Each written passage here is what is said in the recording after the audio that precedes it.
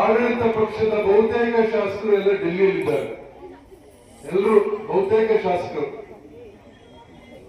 ನಮ್ಮ ಶಾಸಕರು ಕೂಡ ದೆಹಲಿಯಲ್ಲಿ ಇರಬೇಕಿತ್ತು. ಮಂತ್ರಿ ಆಗತ್ತದಕ್ಕೆ ಮನವಿ ಮಾಡಬೇಕು ಅಂತ ಹೇಳಿದ್ರು ಕೂಡ ನಮ್ಮ ನಾಯಕರ ಎಲ್ಲ ಒತ್ತಡವನ್ನು ತಿರಸ್ಕರಿಸಿ ಇವತ್ತು ಇಲ್ಲಿ ಬಂದಿದ್ದಾರೆ. ಅಂದ್ರೆ ಅವರಿಗೆ ನಿಮ್ಮ ಬಗ್ಗೆ, ಶಿಕ್ಷಣದ ಬಗ್ಗೆ, ವಿಶೇಷವಾಗಿ ಗ್ರಾಮೀಣದ ಮಕ್ಕಳ ಶಿಕ್ಷಣ ಬಗ್ಗೆ ಎಷ್ಟು ಬದ್ಧತೆ ಇದೆ ಅಂತೇಳಿ ಇವತ್ತು ಅರ್ಥ ಆಗ್ತದೆ. ಇವತ್ತು ಪ್ರತಿ ವರ್ಷದಂತೆ ಕರ್ನಾಟಕ ಸರ್ಕಾರ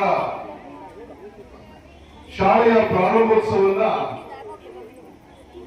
ಒಂದು ಹಬ್ಬದ ವಾತಾವರಣದಲ್ಲಿ ವಿದ್ಯಾರ್ಥಿಗಳಿಗೆ, ಪೋಷಕರಿಗೆ ಮತ್ತು ಆ ಭಾಗದ ಜನಪ್ರತಿನಿಧಿಗಳಿಗೆ ಎಲ್ಲರಿಗೂ ಕೂಡ ಒಂದು ವೇದಿಕೆಯಲ್ಲಿ ಕರೆಸಿ ಶಾಲೆಯ ಪ್ರಾರಂಭೋತ್ಸವವನ್ನು ಮಾಡಿ ಅಲ್ಲಿ 2 ಹಿತನುಡಿಗಳನ್ನ ನುಡಿಯುವುದರ ಮೂಲಕ ಅದಕ್ಕೆ ಉತ್ತೇಜನವನ್ನು ಕೊಡಬೇಕು, ಸರ್ಕಾರಿ ಶಾಲೆಗಳಿಗೆ ಹೆಚ್ಚು ಶಕ್ತಿಯನ್ನು ತುಂಬಬೇಕು ಅಂತೇಳಿ ಇವತ್ತು ಕರ್ನಾಟಕ ಸರ್ಕಾರ ಈ ಕಾರ್ಯಕ್ರಮವನ್ನು ರೂಪಿಸಿದ್ದಾರೆ.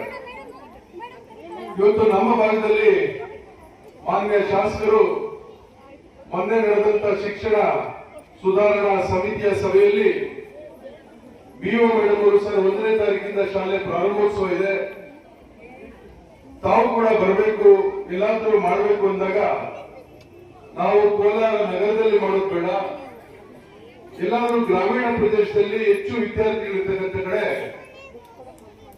ಸ್ವಲ್ಪ ದೂರ ಇರ್ತಕ್ಕಂಥ ಮಾಡೋಣ ಅಂತ ಹೇಳಿ 2 ಶಾಲೆಗಳನ್ನು ಆಯ್ಕೆ ಮಾಡಿದ್ದು, ನರಸಾಪುರ ಮತ್ತು ಒಂದು ಕ್ಯಾಲ್ನೂರು. ಬಹುಶಃ ಅವತ್ತು ಶಾಸಕರು ಹೇಳಿದಾಗ ಇವತ್ತಿನ ವಾತಾವರಣ ಇರ್ತದೆ ಅಂತ ಅವರು ನಿರೀಕ್ಷೆ ಮಾಡಿರಲಿಲ್ಲ. ರಾಜಕೀಯ ವಾತಾವರಣ ಇವತ್ತು ಯಾವ ರೀತಿಯ ವಾತಾವರಣ ಇದೆ ಅಂದ್ರೆ ಆಡಳಿತ ಪಕ್ಷದ ಬಹುತೇಕ ಶಾಸಕರು ಎಲ್ಲ ಡೆಲ್ಲಿಯಲ್ಲಿದ್ದಾರೆ. ಎಲ್ಲರೂ ಬಹುತೇಕ ಶಾಸಕರು, ನಮ್ಮ ಶಾಸಕರು ಕೂಡ ದೆಹಲಿಯಲ್ಲಿ ಇರಬೇಕಿತ್ತು.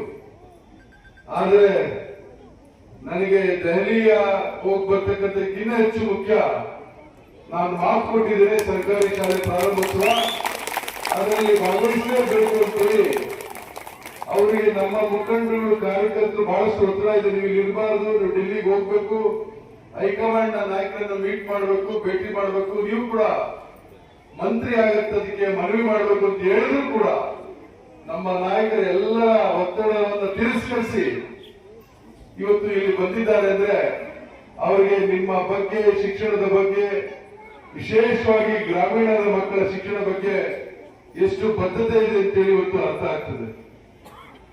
ಹೀಗಾಗಿ ಅವರಿಗೆ ನಾನು ವೈಯಕ್ತಿಕವಾಗಿ ಮತ್ತು ನಮ್ಮ ಎಲ್ಲ ಗ್ರಾಮೀಣ ಭಾಗದ ಶಾಲೆಯ ಮಕ್ಕಳ ಪರವಾಗಿ ಹೃದಯಪೂರ್ವಕವಾದಂತಹ ಕೃತಜ್ಞತೆಗಳನ್ನು ಸಲ್ಲಿಸ್ತೇನೆ.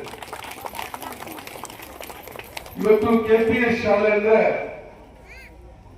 ಒಂದೇ ಸೂರಿನ ಅಡಿಯಲ್ಲಿ, ಒಂದೇ ಪ್ಲಾಟ್ಫಾರ್ಮ್ ಅಲ್ಲಿ ನರ್ಸರಿಯಿಂದ ಪಿಯುಸಿ ವರೆಗೂ ಕೂಡ